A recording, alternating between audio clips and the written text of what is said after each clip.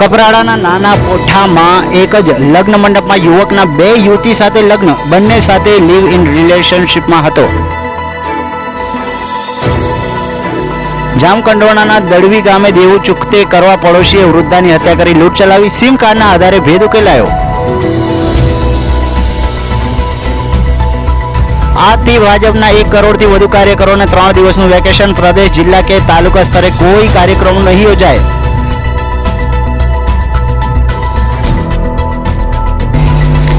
કપડવંજના સોનીપુરા ગામમાં ગાળામાં ટાંકી મૂકી 3 કિલોમીટર દૂર પાણી લેવા જતા ગ્રામજનો.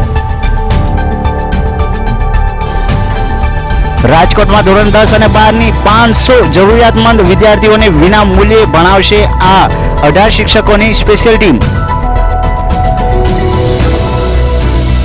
સુરતના બારડોલીમાં કોરોનામાં અભ્યાસથી વંચિત 610 ગામના 22,000 બાળકોને ટ્રસ્ટ મફત ભણાવે છે.